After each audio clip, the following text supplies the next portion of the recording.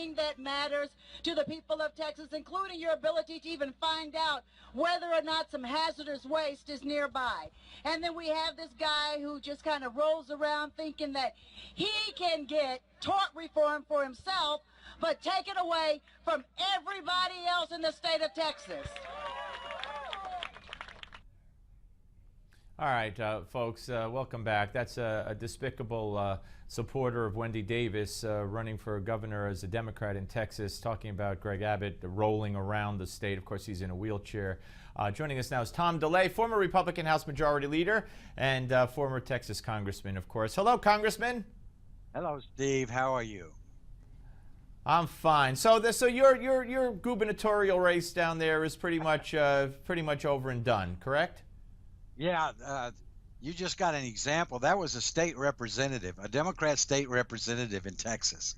And that's the example of the kinds of Democrats we've got here in Texas. That's why we're such a strong red Republican state and will remain so for a long time.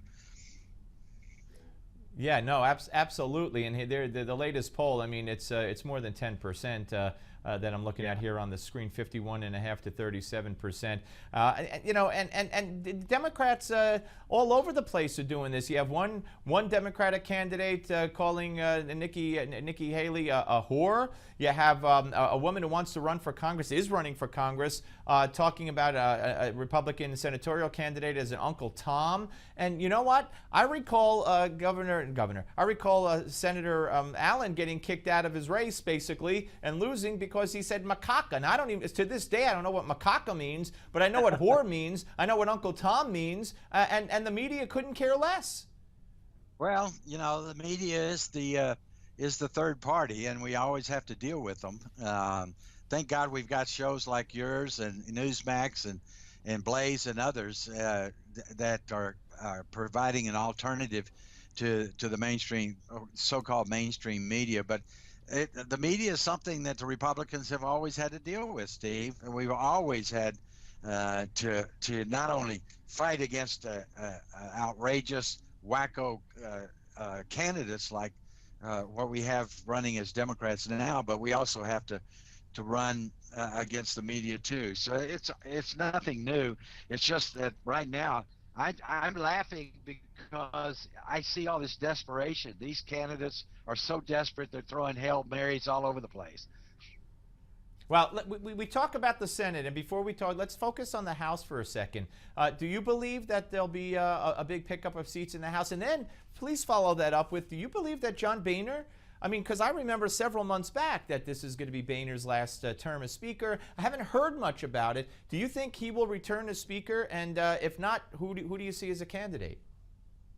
Well, first let me say that the Republicans are going to pick up seats, anywhere from 6 to 10 seats. There's only about 25 races that are in play in the House, and there's about 13 that are really toss-ups, and the Republicans are going to take, I think, at least 10 of those. And we may lose 1 or 2 seats, but the net gain is going to be 6 to 10. And what that means, as far as Boehner's concerned, is he's probably going to be able to pick whether he continues to serve or not, because I don't think the Republican conference will throw him out of office having gained seats in this election. It's never been done before. They throw out leaders if you lose seats, and but I do have to say there is a rump group in the House that wants to see leadership, and Boehner's going to have to present them with an agenda for the next 2 years. And if he doesn't present them with an agenda, I think you could see some, at least some people complaining about their leadership. Yeah, but nobody, you don't foresee anybody running against him in a serious manner if they gain seats, though?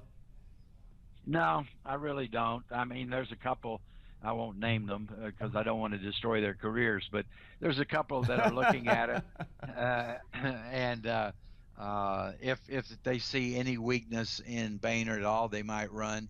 But gaining seats. Give me initials, Tom. Give me initials. No, no, no, no. Hey, Okay, I'm you don't want teasing to you. get I'm teasing involved. you. Okay, okay. Hey, Congressman, it's always great to talk to you, sir. We'll speak to you certainly right after the elections, and always a pleasure to talk to you. Great to be with you always, Steve. Thanks.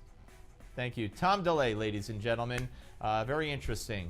Feels that John Boehner will not be challenged in any serious manner if they pick up seats in the House on the Republican side, and he believes they will pick up some 6 seats. All right, we're coming back.